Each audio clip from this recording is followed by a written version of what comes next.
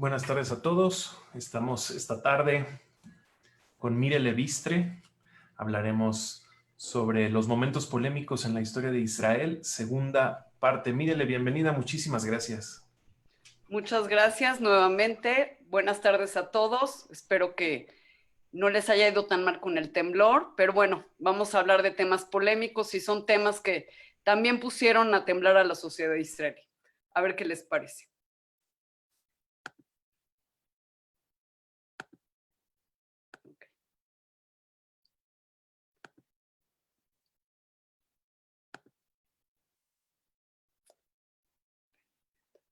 Ok. Bueno, para entender un poquito las siguientes polémicas de las que voy a hablar, hay que entender que inclusive antes de que se creara el Estado hubo una lucha de dos visiones. ¿Cuál de ellas es la que iba a conformar y crear ese futuro Estado? Entonces, para esto tenemos que irnos un poquito a la visión de cada uno de estos dos líderes. Tengo aquí pues, al padre de la patria, Ben Gurión, y a Zev Jabotinsky, y tengo acá a Menachem Begin, que nos vamos a centrar en él, porque digamos que el hijo de Jabotinsky, él muere en 1940, el que va a seguir toda su línea va a ser precisamente Begin. Bueno, los dos casos de los que vamos a hablar, bueno, ahorita nos vamos a centrar en el caso Altalena y después vamos a retomar otro en el que también estuvieron involucrados los dos y que tiene que ver bastante con su postura ideológica. Bueno, vamos a hablar de el caso Altalena, pero para hablar de él tenemos que irnos un poquito a los antecedentes. ¿Qué sucede? Durante el mandato británico se forma la Haganah, una organización, como lo dice el nombre, es una organización de defensa, es heredera de la Shomer no como organización juvenil, sino primero se conformó en 1909 como una organización también de defensa, pero en la época del Imperio Turco, y la Haganah cada vez empieza a darse cuenta que realmente tiene que tener una actitud mucho más organizativa, mucho más ofensiva. ¿Por qué? Porque el mandato británico no los está protegiendo. Estas imágenes que ven ustedes aquí son parte del pogrom de 1929, básicamente que tuvo lugar en Jerusalén y en Hebrón. Y aparte, este es un parteaguas para la Haganah, para darse cuenta que tiene que tomar otra estrategia, que tiene que incluir a gente también de las ciudades que se están conformando, a gente joven, a gente más adulta, empezar a también fabricar armamento, etcétera, etcétera. Entonces, con esto la Haganah empieza a pensar que hay que cambiar un poquito el camino frente a la desprotección que está sintiendo del propio mandato británico. Para 1931, aquí entra en escena Jabotinsky, funda el partido Etzel, del Etzel se va a desprender después Herut y hoy en día sería Likud, lo que es el movimiento de defensa Etzel. ¿Qué quiere decir Etzel? Sus siglas en hebreo son Irgun Tzvai Leumi, que quiere decir Organización para la Defensa de Israel.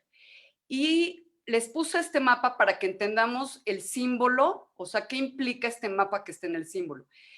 Cuando se hace la declaración de Balfour en 1917, donde este ministro de Relaciones Exteriores reconoce que los judíos tienen derecho a un hogar nacional en Palestina, originalmente el terreno que se había ofrecido para este proyecto era precisamente todo esto. Conforme va pasando el tiempo, queda trozado esto y hoy en día es lo que es Jordania. Pero además de esta promesa británica de 1917 y que después en varias otras conferencias se ratifica como en la conferencia de San Remo, Jabotinsky y su gente tenían una visión pues un poco bíblica, un poco mesiánica, en el sentido de tratar de regresar a lo que correspondería en ese momento la tierra prometida de Hashem, de Dios a Abraham. Entonces, por eso el mapa corresponde a lo que sería ambos lados del Jordán, ambos lados del Jordán, y bueno, el arma que está cruzando el Etzel, ¿no? ¿Por qué se conforma el Etzel? Precisamente porque, aunque ya había esta visión de que los británicos no estaban cuidando de manera justa a sus habitantes judíos, un grupo se da cuenta que tienen que actuar por su cuenta y tomar una postura mucho más ofensiva y no más defensiva. Entonces, este es el principio de la creación del Etzel y pues también no la imposición, sino el que se está viendo otra postura de cómo afrontar a los británicos, ¿no? Ok. Es curioso, pero también hay gente que se va a escindir del propio Etzel, porque 1940 estamos viendo que ya estamos en plena guerra y el Etzel decide hacer una tregua en ese momento porque sí sabe que los británicos son los enemigos, pero a fin de cuentas el enemigo común tanto de británicos como de judíos vienen siendo los ingleses, entonces decide hacer una tregua. La gente de Lehi, liderada por Abraham Stern, decide que no hay tregua, que se tiene que seguir combatiendo los británicos y se escinden del Etzel y forman esta organización que quiere decir Lohamei Herut Israel, los combatientes para la libertad de Israel. Finalmente a él lo matan, pero el Lehi y el Etzel son estos dos organizaciones de defensa que más actos terroristas hacen y muchos de ellos pues están buscados por la justicia, ¿no? Inclusive el propio Begin Bar también ser buscado por la justicia. El Palmaj es un grupo de élite que es parte de la Haganah, es un grupo que en cierto momento va a ser parte de la organización de inmigración ilegal, porque a partir de que los ingleses cada vez van a ir limitando más la inmigración judía a Palestina, a partir del 34 empieza una organización que se llama Aliabet o Apalá a activar para traer de manera clandestina a los judíos a Palestina. ¿Qué sucede? Fíjense, estamos en el 34, ya tenemos a Hitler en el poder y ya estamos viendo que realmente el antisemitismo está de una manera muy enfurecida en Europa y hay gente que tiene visión para entender que hay que salir de ahí. Entonces, Palmaj era parte de Haganah, no era enemigo, por decirlo así, o no tenía una visión distinta. En el 46 tenemos el atentado más recordado del Etzel, que es el del King David. El King David, además de operar como hotel, operaba como cuartel general británico. Y bueno, el que estuvo al cargo de esta misión fue Menachem Begin, aquí lo tenemos. Varias personas del Etzel disfrazadas de árabes como lecheros que iban a entregar la leche tempranito en botes de lámina como se acostumbraba en aquella época, meten unos explosivos, sí avisan de que había que evacuar el edificio y bueno, son desoídos y es por eso que sí hay muertes y que hay destrucción, ¿no? Aquí tenemos la noticia, 93 muertos. Entonces, me quiero regresar tantito. Acabando la guerra, 1945, todas las facciones de defensa deciden unirse a pesar de sus diferencias y crear un movimiento de resistencia hebreo. ¿Por qué? Porque tienen que entender que tienen que luchar juntos para hacerle frente todos en común al enemigo que son los británicos. Pero todavía Haganah tenía una postura bastante diplomática, queriendo arreglar todo a través del diálogo, no a través del terrorismo. Y va a haber varios eventos en los que va a estar, en los que se van a seguir involucrando tanto Etzel como Lehi, que no le van a gustar nada a la Haganah. Definitivamente el atentado del King David fue el acabose y fue lo que dio fin a este intento de unificación de defensa. Entonces, de entrada ya estamos viendo que sí hay distinción entre cómo cada uno de los grupos, Haganah pensemos en Ben Gurión y Etzel en en Jabotinsky, después su seguidor Menachem Begin, una postura mucho más ofensiva y queriendo presionar de una manera violenta que los británicos desalojaran Palestina y se fueran. Fíjense que algo interesante, cuando se funda lo que hoy llamamos mandato británico o mandato francés en Líbano y en Siria, la figura de mandato era una figura que lo que implicaba era que los británicos o en su lugar los franceses, que eran civilizaciones mucho más desarrolladas, iban a estar al tanto de estos países menos desarrollados, ayudándolos a que en un futuro ellos pudieran ser autónomos y pudieran ser independientes. Pero estamos viendo en estos momentos que a pesar de que ya pues casi son 30 años de ocupación británica, no se ha logrado este objetivo, ¿no? Los británicos de alguna manera se van a ver presionados por todo este terrorismo también. O sea, el King David se ha considerado que sí fue clave para que ellos definitivamente decidieran que el problema había que aventárselo a la ONU y que la ONU lograra darle solución al problema entre árabes y judíos en Palestina. Fíjense que, curioso, es más, creo que la primer ley que se hace conforme se crea el Estado es el 31 de mayo del 48, es la conformación del Tzahal. El Tzahal como, pues como la única unidad militar que va a estar funcionando en Israel. ¿Qué implica? Bueno, sus siglas dicen Tzva, el ejército en defensa de Israel. Otra vez se quiere demostrar que la actitud de este nuevo ejército es de defensa, no va a ser un ejército que va a tratar de conquistar o va a tratar de atacar sin ningún motivo algún país, ¿no? Y ahí viene nuestra primera problemática. Les paso un videito y ahorita lo explicamos. La oficina del primer ministro israelí anunció para las próximas semanas una operación que busca rescatar y mostrar los restos del barco Altalena, que fue hundido por el ejército israelí en 1948.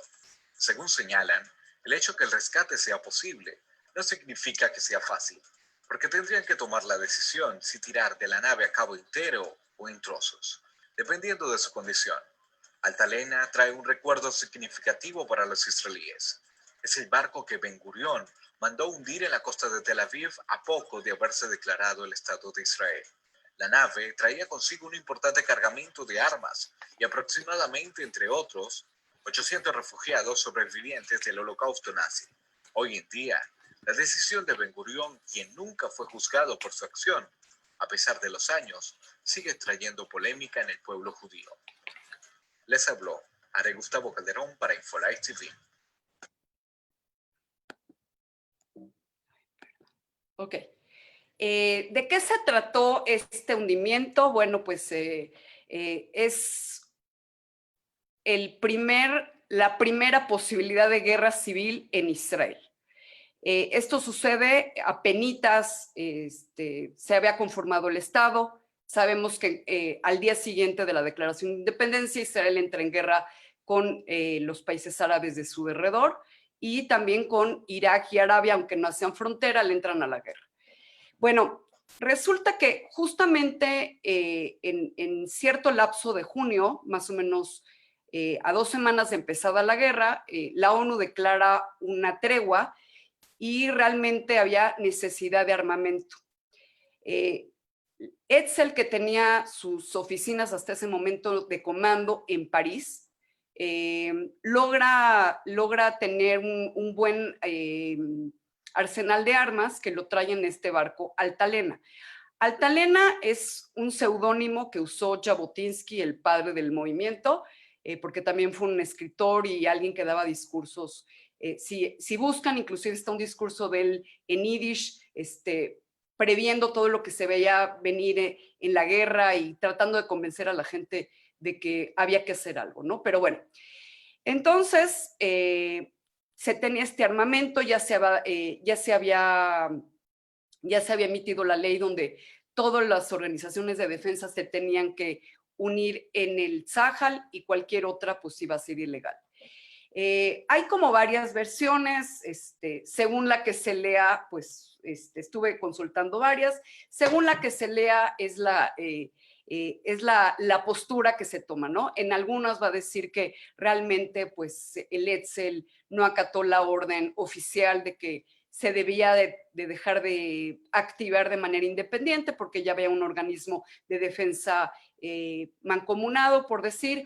Otras fuentes nos dicen que Begin no quería evitar a costa pues un enfrentamiento con sus propios hermanos, entonces decide negociar y decide dar casi todo el armamento que él traía para dárselo al Tzahal y una parte para un batallón que todavía había trabajado de manera independiente, era un batallón del Etzel que estaba trabajando en Jerusalén. Recordemos que Jerusalén fue sitiada prácticamente, bueno, la guerra de independencia hay quien la considera que se inicia no el 15 de mayo, sino el 29 de noviembre del 47, un día después de que la ONU declarara que se aprobaba el plan de partición de Palestina. Entonces, poquitos meses después, Jerusalén es sitiado y este batallón quiere realmente con toda su energía liberar Jerusalén y sacarla del sitio.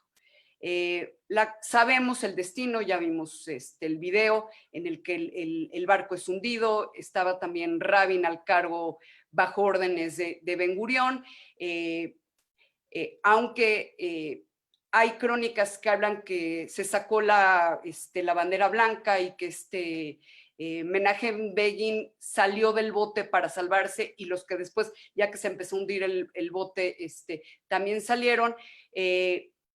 Se cree que él era muy reacio a creer y a tener confianza en Begin y que por eso no quiso negociar y decidió finalmente hundir el barco y crear un precedente de que es la única organización de defensa, el Tzahal, y no ninguna más. Y no es nada más el Tzahal, sino hablar de que no van a funcionar dos estados al mismo tiempo, dos estados en el sentido de dos ideologías paralelas, sino la ideología de Ben Gurión y por lo tanto la de su partido, que en ese momento se llamaba Mapay, es el Partido Laborista y que corresponde a la ideología, si nos vamos atrás, de la Gana.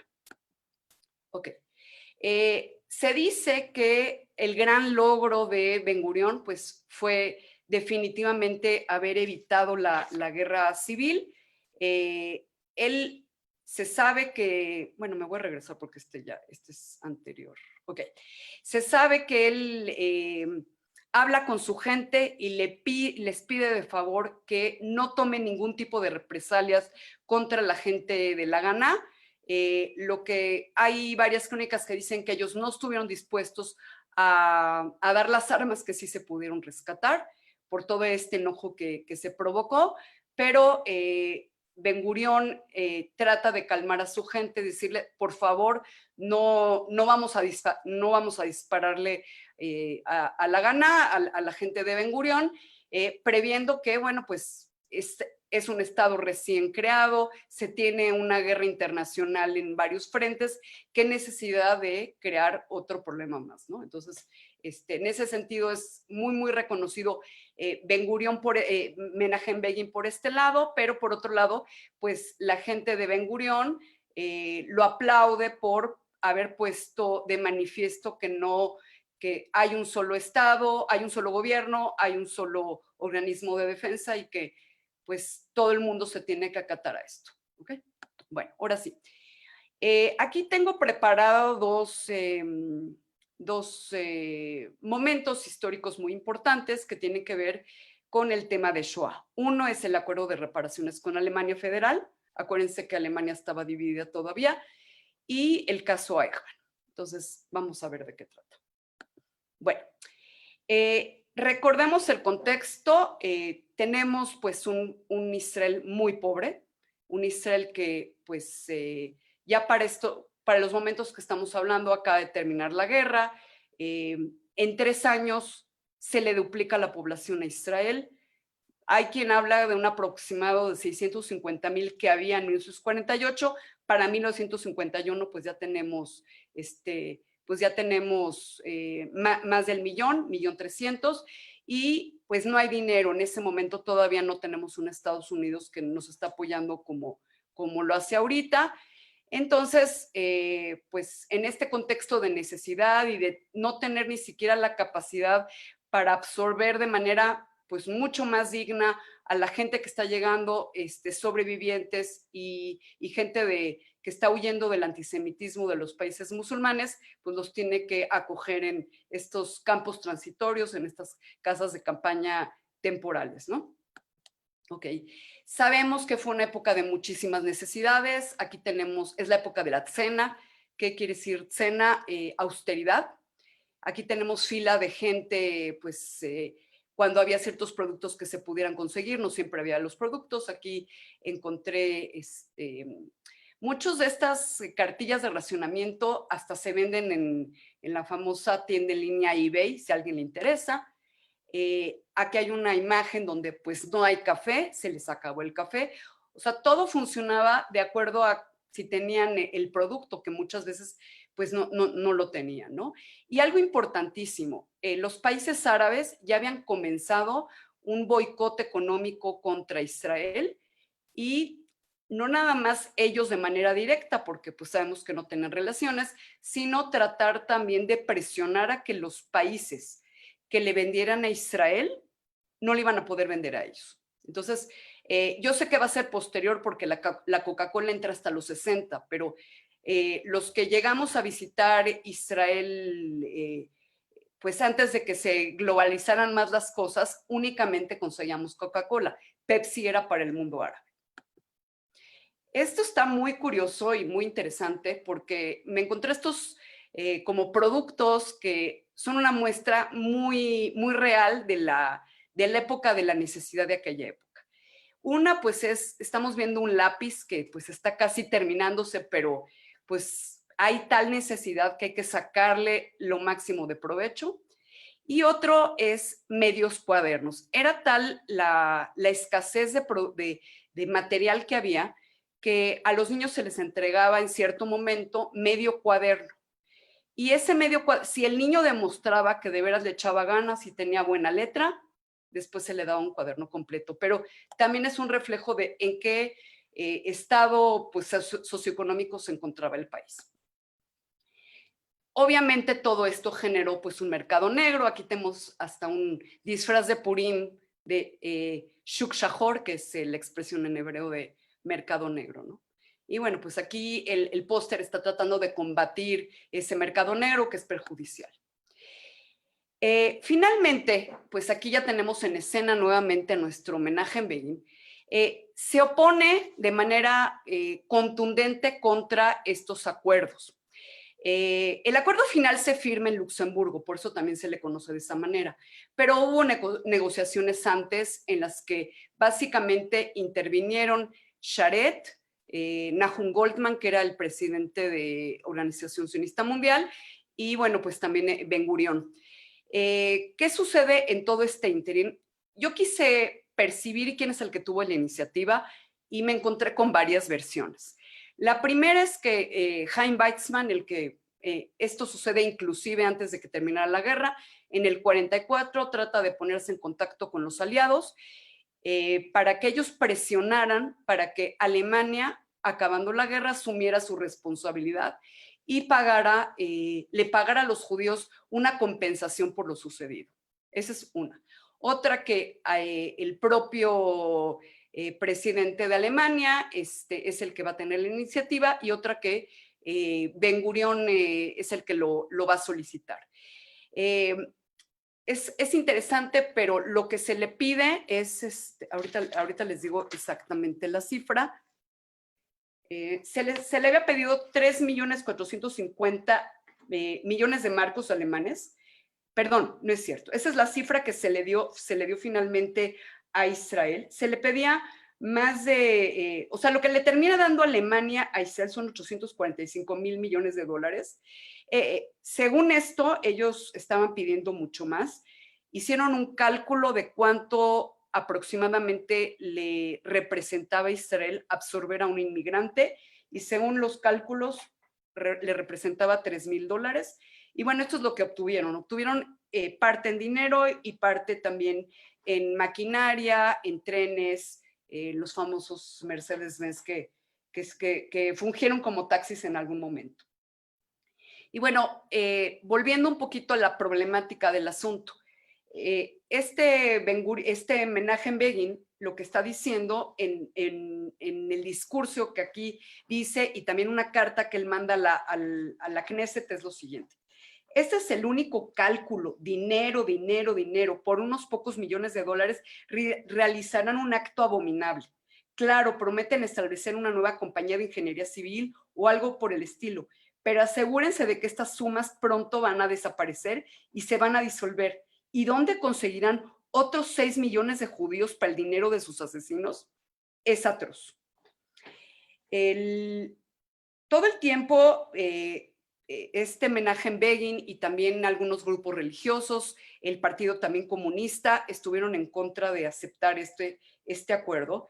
Pero realmente si nos vamos al contexto, pues estamos viendo que desgraciadamente el dinero es absolutamente necesario.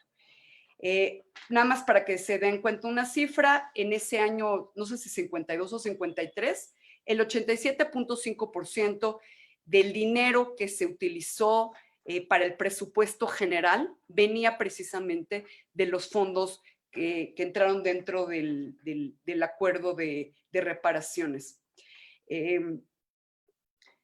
Todo el tiempo, pues, parte de lo que se pedía también, o sea, ese es un argumento a favor de por qué se aceptar los acuerdos de reparación, decía, no habrá progreso en restauración de la dignidad alemana entre la familia de las naciones mientras no se resuelva el tema de las reparaciones del pueblo judío.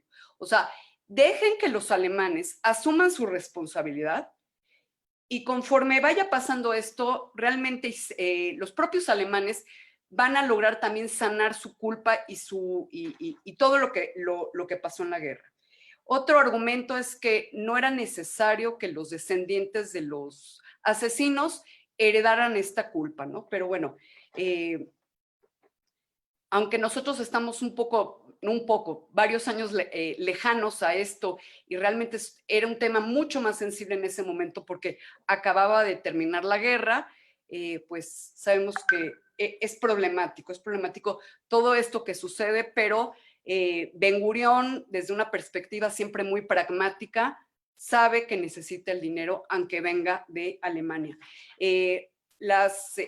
Israel establece relaciones con Alemania hasta el 65, esto está sucediendo en el 52, y aún así todavía en el 65 hubo muchísimas manifestaciones en contra de por qué establecer relaciones con un país asesino.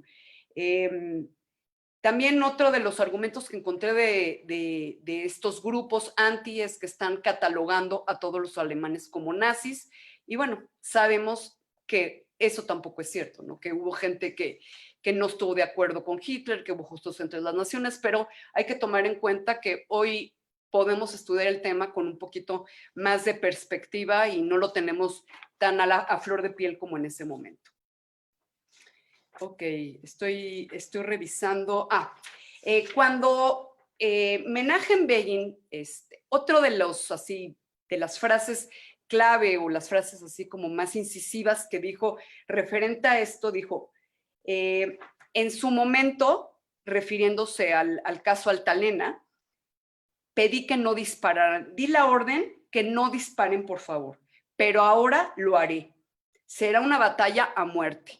O sea, sí podía perdonarle a Ben-Gurión lo que había hecho, no quería que hubiera una guerra entre hermanos, pero esto iba más allá de él y de mucha gente que era sobreviviente y que había sufrido de todo esto, ¿no? Entonces, bueno, finalmente sabemos que su movimiento fue importante, pero se aprobó en la Knesset.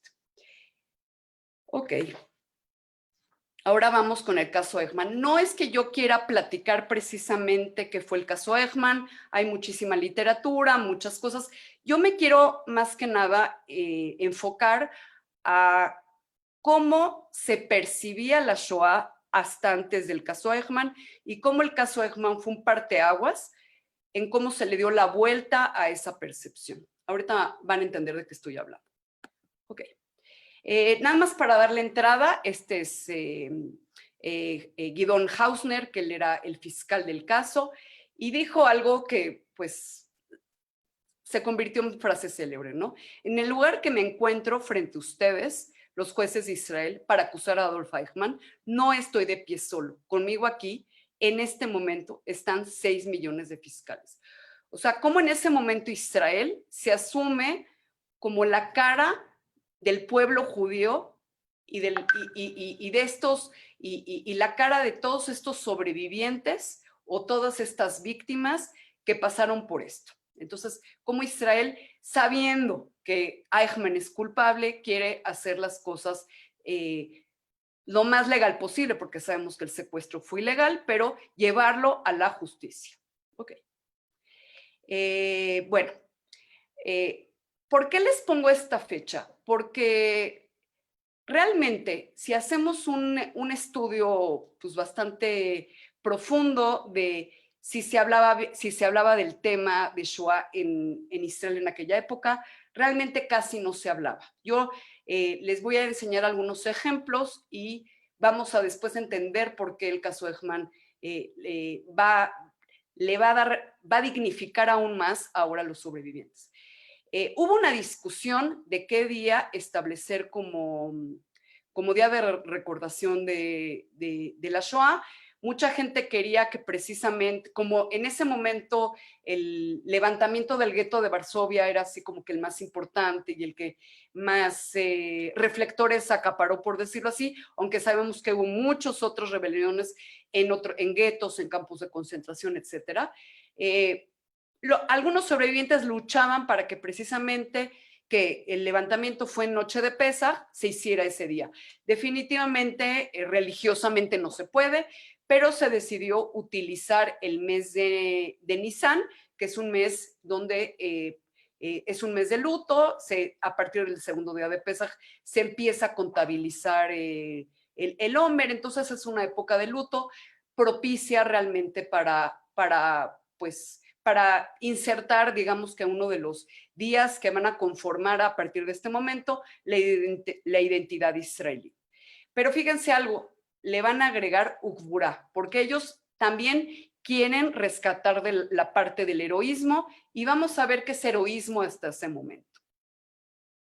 Nada más un detalle curioso, algunos grupos hasta hoy en día se oponen a que se conmemore este día porque dicen que es un día pues, inventado por los sionistas, porque el 10 de Tebet, que es una fecha que está establecida desde hace mucho, que conmemora parte de todo digamos que el proceso hasta que va a ser destruido el Bet Hamikdash, ese día se conmemoran tradicionalmente todas las tragedias del pueblo judío. Entonces dicen, no hay necesidad de inventar otro día, tenemos un día judío establecido desde hace casi 2000 años. ¿Okay? Y Yad Vashem se establece desde 1953. Aquí les tengo 2 hojas de testimonio. Las 2 corresponden a mi familia. Y esta es muy interesante. Esta es bastante reciente, la ingresamos apenas mi hija hizo su proyecto de Shorashim en 2014. Y ya se puede hacer en línea, pero en aquella época, 1957, la hizo un tío abuelo sobreviviente que pues no tuvimos la suerte de conocerlo. Él fue un partisano, él era hermano de mi abuelo, de mi Zeid Isaac, que sí llegó a México y registró que la bisabuelita Indele había fallecido, ¿no? Que falleció en Sobibor en el 42, pero él hace el registro en el 57. Entonces, quiere decir que no es de que el tema esté absolutamente borrado, que sí hay una intención de recabar las historias de estos nombres y estas familias que perecieron en la guerra. Realmente la visión o la intención que se tenía en un momento era demostrar que después de la Shoah había venido la época de resurrección, así como lo recuerdo muy bien el Rav Lau, que fue sobreviviente de la Shoah y que llegó a ser rabino principal de Israel, recordaba mucho el pasuk de la resurrección de los muertos, y eso decía, eso es, o sea, es como si ese pasuk, esa nebuá, esa profecía se esté cumpliendo en el momento de que sobrevivimos la guerra y que ahora tenemos un Estado de Israel. ¿Sí? Este es un pasuk, este es un pasuk de Job, de uno de los profetas. Y esta era como que el enfoque que se le estaba dando, ¿no? Del Jurban, de la destrucción, ahora viene la construcción, viene el binyan.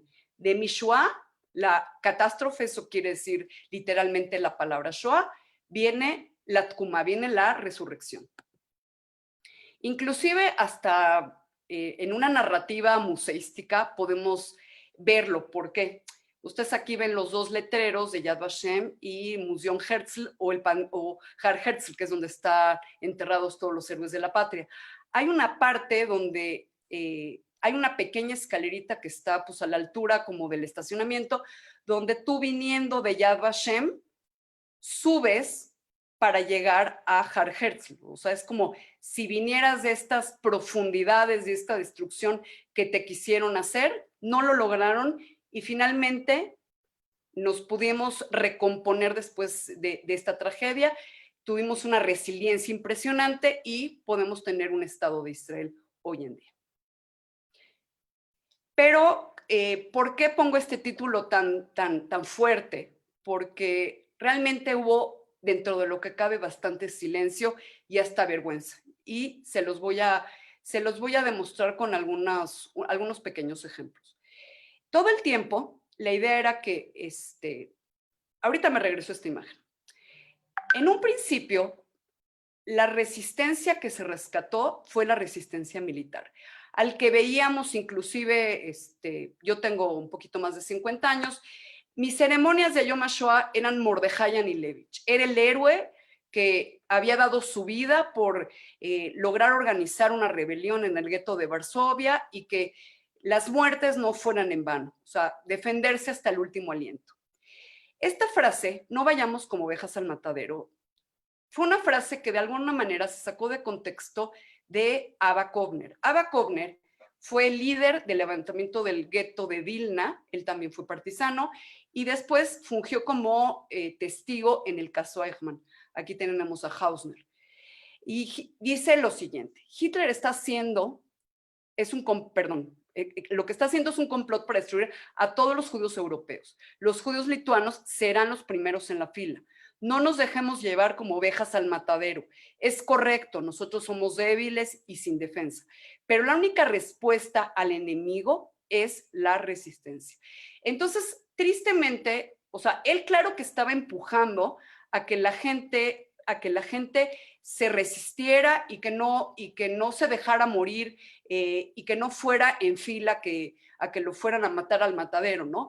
Pero por mucho tiempo, hasta el caso Eichmann, si no era una resistencia militar, ni siquiera era considerada. O sea, ese heroísmo que está impreso en el nombre de Yom HaShoah, Gvura, se refiere en ese momento a la resistencia militar, ¿no? Y aquí lo vemos, o sea, cómo estos prisioneros que pues tenían que estar sujetos a las órdenes de unos cuantos nazis, porque era muchas veces el discurso, ¿por qué no te rebelaste? Ellos eran 3 y ustedes eran muchos, y seguías las órdenes. Y bueno, lo positivo es convertirse en este soldado, ¿no? Por eso puse esta imagen. Hay varios ejemplos que demuestran de esta actitud y este enfoque. Uno de ellos es, hay una obra que escribió, ahorita se me olvidó, se apellida Almagor ella estuvo en México también cuando fue lo de la Feria Internacional de la Literatura Israelí, que fue en Guadalajara, Gila Almagor, y ella en algún libro que escribe sobre las memorias, ella es hija de sobrevivientes, su mamá realmente sí quedó afectada por toda la experiencia. Ella creció sola, creció como en un tipo de orfanato, y ahí en ese libro recuerda un término que muchas veces se utilizaba para las sobrevivientes, les decían partizona, Entonces es una conjugación de partisano, por un lado, y zoná, que quiere decir prostituta en hebreo. Se preguntaba la gente, ¿estas mujeres cómo sobrevivieron? Seguramente acostándose con los nazis, ¿no? O sea, no era suficiente el dolor y el trauma de todo lo que vivieron.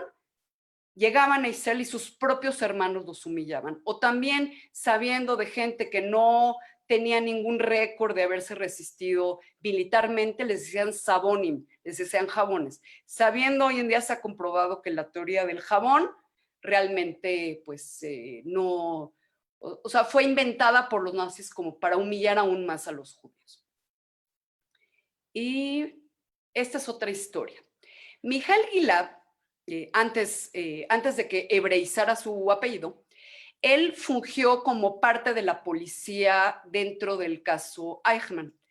En cierto momento, él recibe a un testigo y ese testigo estaba esperando a Hausner y empiezan a platicar.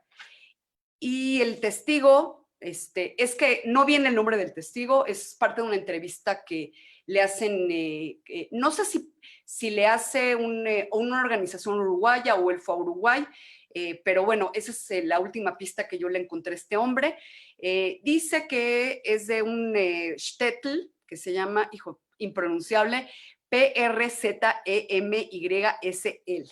Es un poblado polaco donde el 34% de la población era judía y le dice, ay, sí, es ese pueblo donde pues, hubo un caso muy sonado de un judío que murió después de los 80 azotes. ¿Y qué es eso de los 80 azotes? Ya ven que los nazis, aprovechando que tenían poder y que pues a veces ponían a prueba cualquier locura con tal de demostrarlo.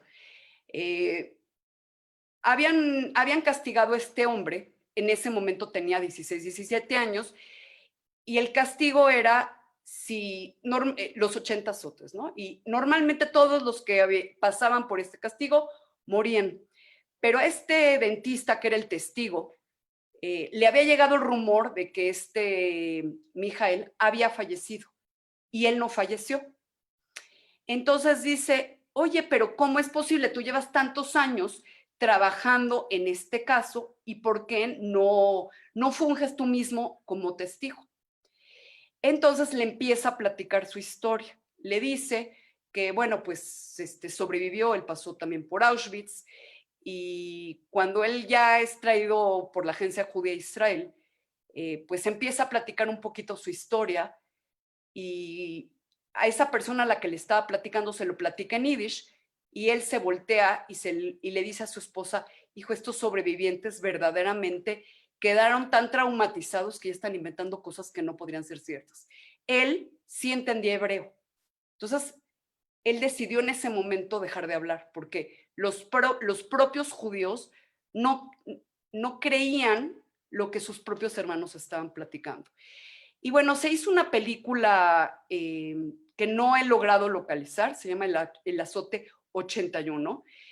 Cuando oyeron esta historia, dice el propio Mijael Gilad o Goldman, que cuando oyeron su historia, no recuerda si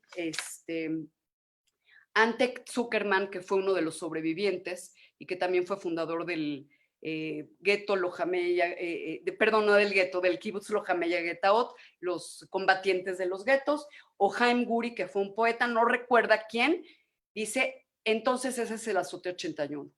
Y bueno, yo estoy segura que no fue el único que recibió el Azote 81, fueron muchos más. Y bueno, entonces, esto es un poquito lo que yo les quería platicar de cómo el enfoque afortunadamente con este caso va a cambiar, porque se va a entender que cualquier acto por tratar de sobrevivir y de resistir la opresión nazi va a ser resistencia, ¿sí? Hay un famoso poema de Haim Guri que precisamente habla de todas las resistencias posibles, ¿no? Y hay un rabino, el rabino Nissenbaum del gueto de Varsovia, que le da un giro al concepto de Kiddush Hashem. Kiddush Hashem es santificar el nombre de Dios, que normalmente lo entenderíamos como dejarte morir por no hacer idolatría, porque te obligaron a tener relaciones incestuosas o porque te obligaron a asesinar a alguien. Él le da el cambio y le dice Kiddush Ahaim.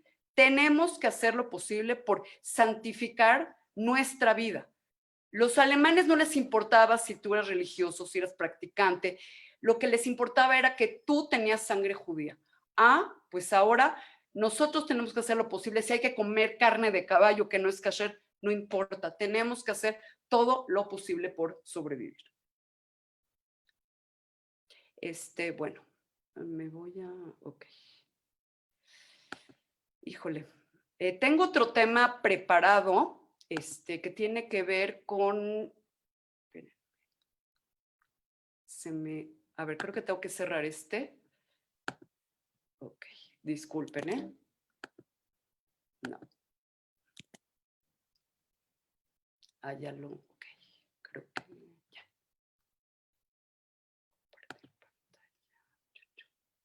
Ok, ahí está. Que tiene que ver muchas veces con esta difícil decisión que ha tenido que tomar Israel conforme a negociar para la liberación de prisioneros israelíes. Y bueno, perdón, tengo formación de historiadora, entonces siempre me quiero ir para atrás a ver qué tantos antecedentes encuentro respecto al tema. Y miren, ¿a quién me encontré? Bueno, pues tenemos aquí a Netanyahu. Netanyahu va a participar en una operación de rescate de uno de estos primeros aviones que empieza a ser secuestrado. Fue un avión de Sabena, que era una aerolínea belga, y donde, bueno, el avión iba rumbo a Israel, había despegado de Bruselas, y bueno, lo que pretendía era precisamente que Israel liberara cierta cantidad de prisioneros palestinos en cárceles israelíes, para ser exacto 315. Él sale mal herido, o sea, queda lastimado del brazo, pero bueno, así como su hermano participó en rescate en Entebbe, él participó en mayo del 72 en el rescate de Sabena, donde afortunadamente el ejército logra tomar control de la situación y él es el único herido. Ahora les recuerdo septiembre del 72, que es el caso Múnich, la masacre de Múnich. Los Juegos Olímpicos de Múnich 1972 son los primeros organizados en Alemania tras la Segunda Guerra Mundial. La RFA quiere borrar el recuerdo de los Juegos Olímpicos de Berlín de 1936 con un ambiente impregnado de pacifismo, pero al final lo que marca la cita olímpica es la masacre de 11 atletas israelíes. El 6 de septiembre, esta ceremonia en el Estadio Olímpico pone fin a la dramática crisis sucedida solo horas antes. A las 4:30 de la madrugada, 8 terroristas de la organización palestina Septiembre Negro penetran en el recinto olímpico con armas escondidas en bolsas de deporte. Toman como rehenes a 9 atletas de la delegación israelí. 2 mueren intentando impedir el asalto. Los terroristas reclaman la liberación de 234 palestinos encarcelados en Israel y su transferencia a Egipto. Exigen además que la RFA libere a Ulrike Meinhof y Andreas Bader, dirigentes de la facción Ejército Rojo. Israel no cede. Las autoridades de la Alemania Occidental lidian con la crisis sin experiencia y sin fuerzas especiales para hacer frente a este tipo de situación. La policía rodea el edificio. Los juegos no son suspendidos hasta 12 horas después del asalto. Al anochecer, las autoridades autorizan el traslado de los terroristas y sus rehenes a la base de Fürstenfeldbruck por helicóptero. Es entonces cuando la policía descubre que hay 8 y no 4 terroristas. Una vez en la base, los secuestradores se dan cuenta de que es una trampa porque el Boeing 727 que debía llevarles a Egipto está vacío. Cuando a las 11 de la noche los 5 tiradores de élite alemanes abren fuego, es el caos absoluto. Acaban solo con 3 de los terroristas y a medianoche los que quedaban vivos matan a todos los rehenes. La operación acaba con un policía y 5 terroristas muertos. Los otros 3 son detenidos. La consecuencia del drama de Múnich es una operación de venganza del Mossad contra la OLP que dura hasta la eliminación de los organizadores de la masacre en 1991. Además, la RFA se dota de una fuerza antiterrorista. En cuanto a los Juegos Olímpicos de Múnich, se reanudan como si nada el 7 de septiembre. Bueno, me estoy dando cuenta que olvidé poner Operación Rescate en Entebbe, pero bueno, ya es por todos conocido. Ahí también la intención era la liberación de presos terroristas, 53 de ellos. Y lo que estamos viendo hasta este momento es que la actitud del gobierno de Israel es no negociar terroristas a cambio de rehenes. Las cosas van a empezar a cambiar. Aquí tenemos, me puse ayer a rastrear quiénes de nuestros soldados todavía no han sido devueltos. Ellos dos, Tzvi Feldman y Yehuda Katz, todavía no son, aunque ellos estaban, los tres estaban trabajando, digamos que o sea, desaparecieron en el mismo lugar en Líbano, en la primera guerra del Líbano. De él es muy curioso, pero él es el Zahari Baumel, es de origen americano, la familia cuando él estaba pequeño decidió emigrar a Israel y se tiene noticia en el 2019, o sea, apenas el año pasado, se lograron recuperar sus restos. Netanyahu lo único que dijo es que lo logró gracias a Putin y no dio más información al respecto, ¿sí? O sea, no sabemos qué hubo atrás qué hubo a cambio de esta gracia de devolver los restos. El de los otros dos soldados no se han devuelto. Ron Arad, que tanto fue peleado para qué pasaba con él. Esto es lo último que yo encontré. O sea, a partir del 2008 se determina que definitivamente murió, que él trató de escapar, él, según esta noticia, muere porque no había sido atendido médicamente y bueno, pues pero a fin de cuentas todavía sus restos no han sido devueltos a Israel.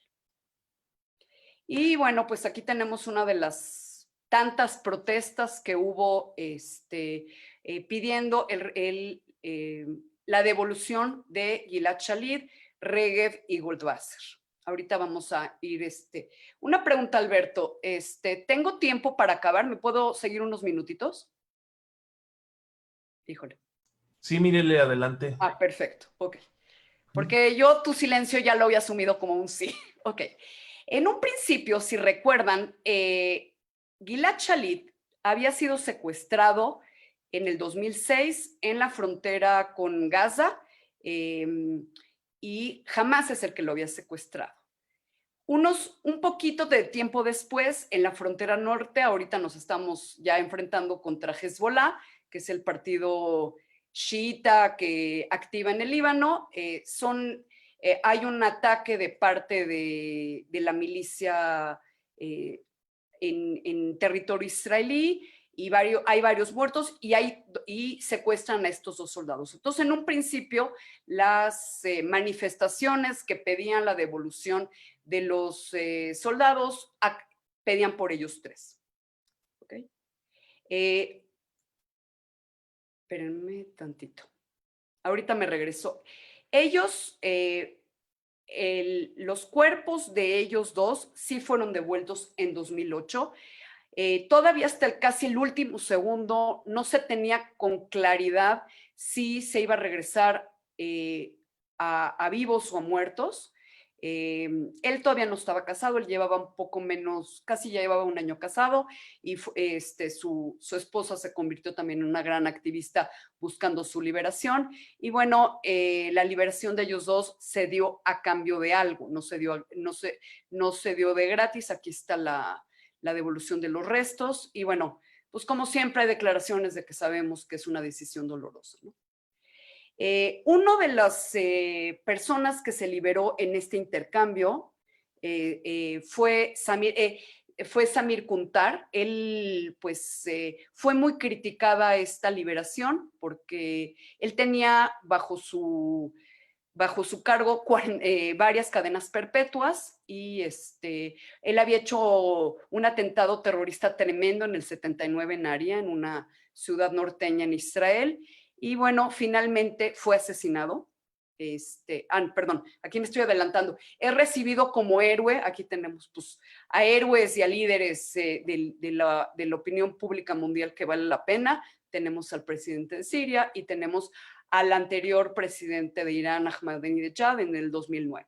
o sea, poco después de que se le liberara. Y en el 2015, los que se adjudicaron su asesinato, aunque todo el tiempo le echaron la culpa a Israel, fueron precisamente el ejército sirio libre, ¿no?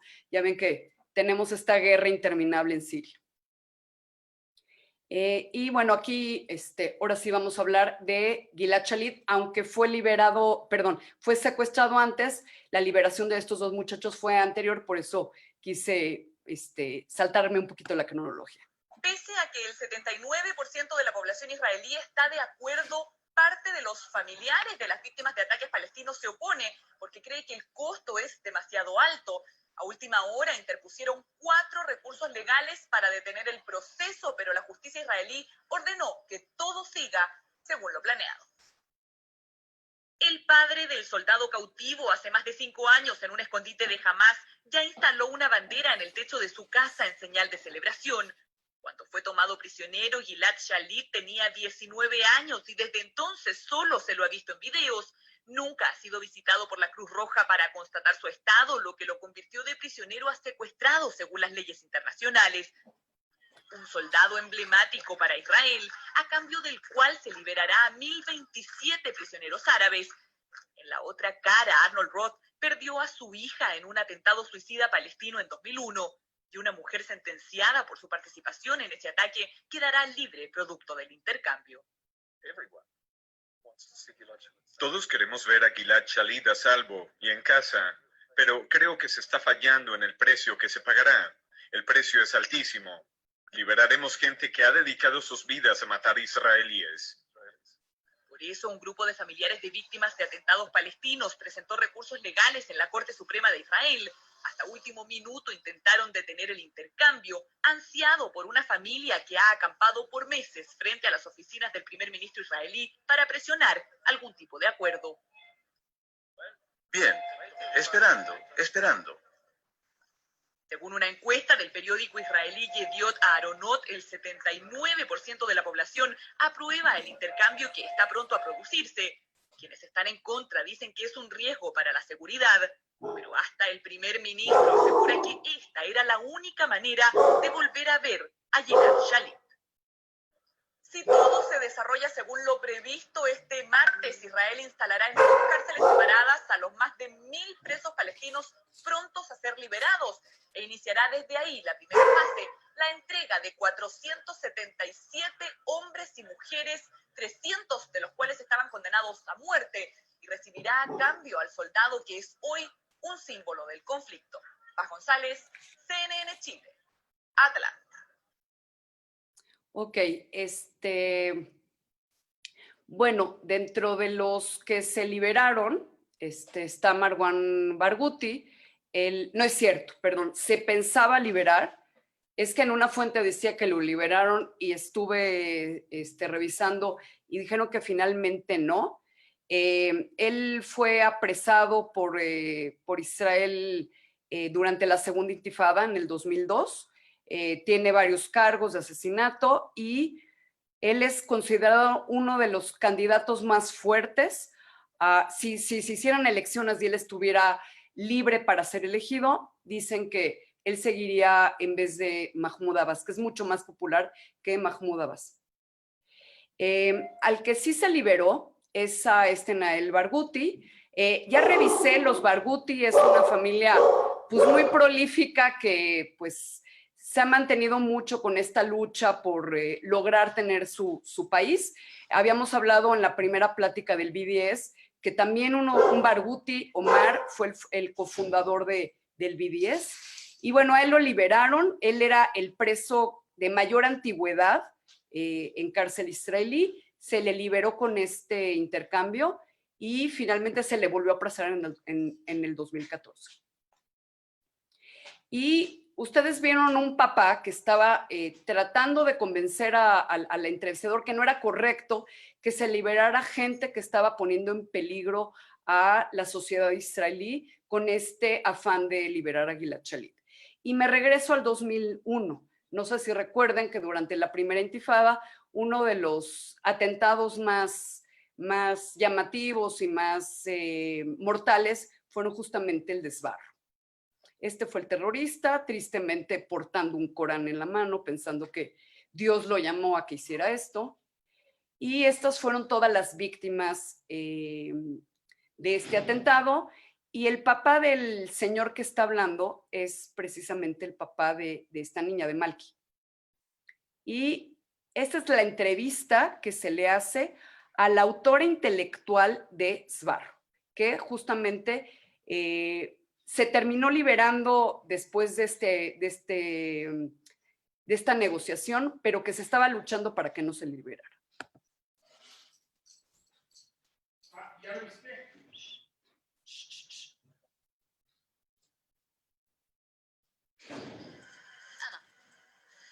كانت خلال 9 أيام قمت بدراسة الموقع بشكل دقيق جدا، واخترته بعد أن درست العدد الهائل الذي يرتاد هذا مطعم سبارو. كانت مهمتي فقط اختيار الموقع وتوصيل الاستشهادي، التخطيط للعملية بشكل عام، لكن تنفيذ العملية كان على الاستشهادي وليس عليه. فأخبرته أن يدخل إلى المطعم، أن يتناول وجبة، وبعد ذلك بعد ربع ساعة أن يقوم بتنفيذ العملية الاستشهادية. وأنا بدوري يعني حققت لهذا الاستشهادي الحياة التي يريد. לא חשבת על האנשים שלי בתוך המסעדה? הילדים, המשפחות? لا. את יודעת כמה ילדים נהרגו בסבארו? 3 أطفال قتلوا في هذه العملية أعتقد.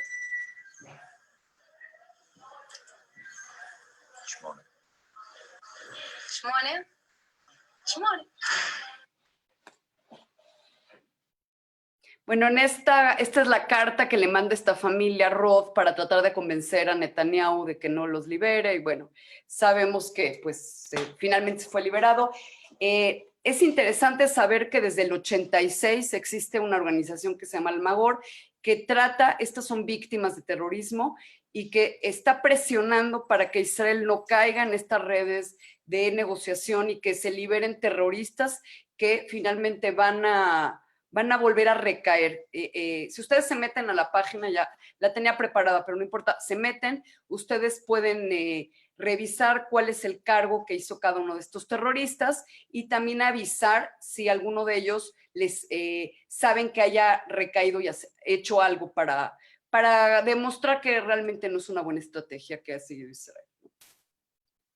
Ella es la terrorista que acabamos de ver. Esta ficha la acabo de encontrar. La familia, que es de origen americano, está ahora luchando para que ella sea extraditada a Estados Unidos y que cumpla su pena.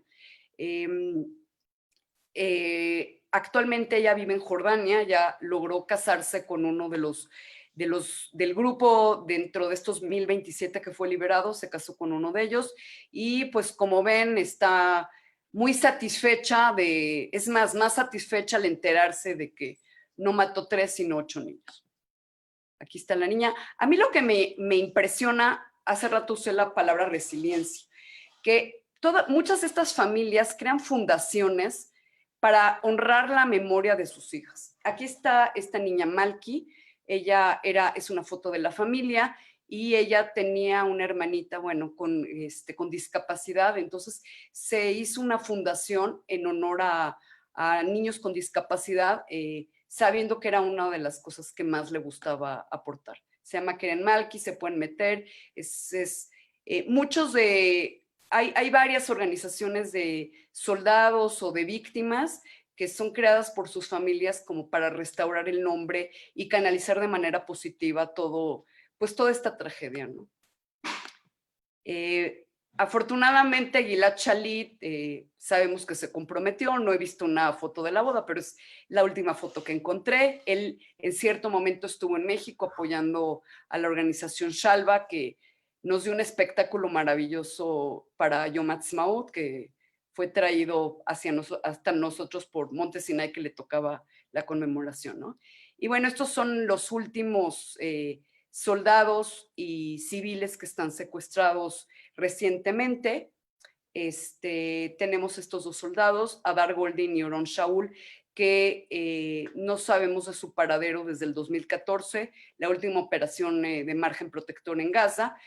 Este judío de origen etíope que al parecer mentalmente tenía problemas, inclusive cuando él le llega su enrolamiento para el ejército, no lo toman porque hay una situación que no está en su lugar. Era una persona que le pedía constantemente dinero a su mamá, que deambulaba mucho, entonces en una de esas sin querer se metió a Gaza, y él es otra persona también al parecer con problemas mentales de origen beduino, que también se metió en Gaza sin querer. La familia trató de negociar directamente con Hamas y no lo ha logrado. Lo último que encontré es que al parecer Suiza y Alemania se están metiendo, y también Egipto, en la negociación para lograr la liberación de estos soldados.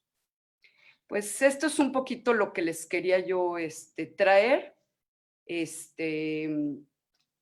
Pues como vemos, Israel se enfrenta constantemente a momentos de decisiones difíciles. No siempre las decisiones son buenas para todos. A veces se piensa en qué decisión es mejor para una mayoría.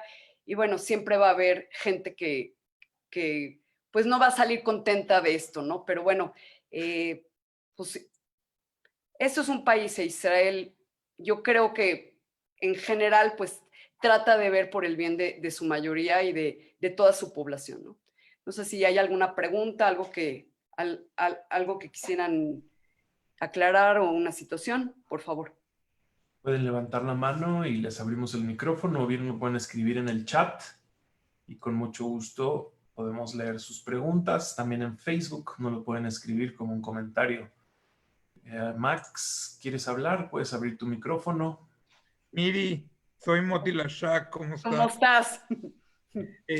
Felicidades, Colacabos. Gracias. Mira, no entendí dentro de la plática que acabas de dar, tocaste como dos épocas diferentes. Primero empezaste a hablar de cómo se creó Tzahal, y luego pasaste a luego pasaste la época de el golpe 81, y luego pasaste a o sea, bueno, parte de eso fue y luego pasaste la época final a Gilad Shalit y a la gente de la Primera Guerra de Líbano y la Antifada.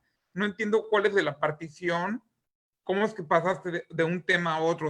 Mira, te voy a decir, o sea, la plática, bueno, realmente yo había armado la plática con los temas de la clase pasada, que tenían que ver un poco con identidad, ¿sí? Entonces, ya que solamente me dio tiempo de tratar el tema de absorción con el caso de los niños yemenitas y con el caso de Panteras Negras, decidí, bueno, ya tenía yo preparado el Shoah a través del caso Eichmann y el acuerdo de reparaciones, y por otro lado Altalena, que fueron pues momentos muy, o sea, que fueron neurálgicos y polémicos para el Estado de Israel, ¿no?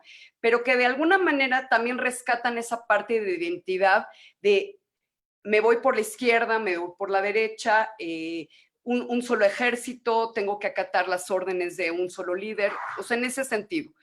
Tenía yo preparado otro tema, que pues era, o sea, que era sobre lo que representó la Primera Guerra del Líbano sobre Sabra y Shatila. Ese queda pendiente, y bueno, pues o sea, sí di un salto, tienes razón, sí di un salto hablando de rescate y toda la negociación que ha habido en algunos casos para rescatar soldados, pero de alguna manera no, o sea, ¿cómo te explico? Mi índice era ir a través de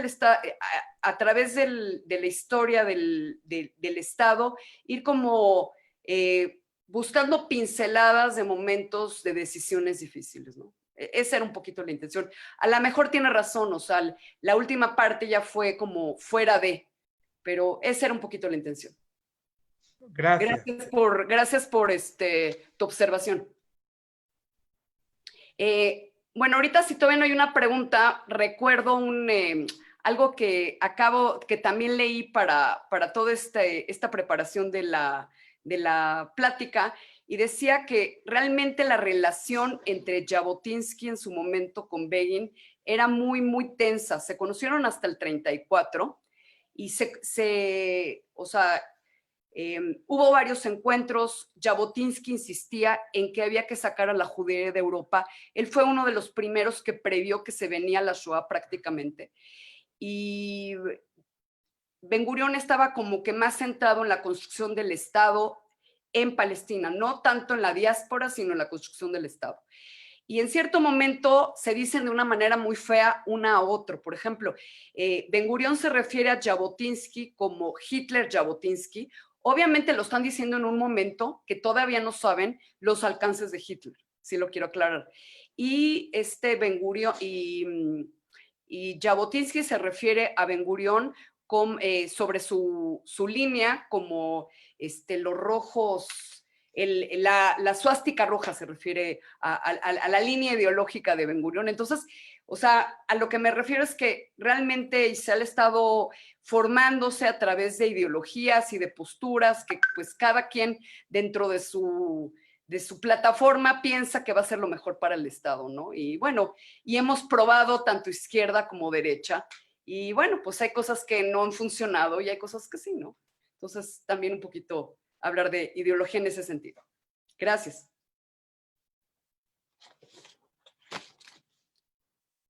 Si alguien más tiene algo que decir, bienvenido. Tenemos algunas felicitaciones en Facebook. Mírele, muchas gracias, dice Ruth Kramerman, como siempre, súper elocuente y con un tema muy interesante. Mírele, qué placer escucharte, dice. Y Gita Solay también comenta, muy interesante ponencia, aprendí mucho, muchas felicidades. Paul Bistre, felicidades. Nosotros también te felicitamos desde aquí. Y si alguien más quiere decir algo, bienvenido.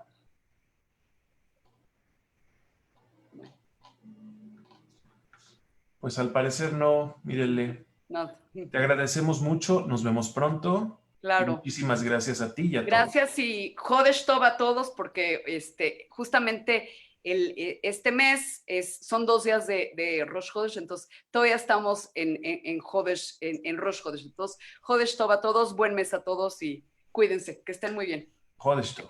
Bye bye.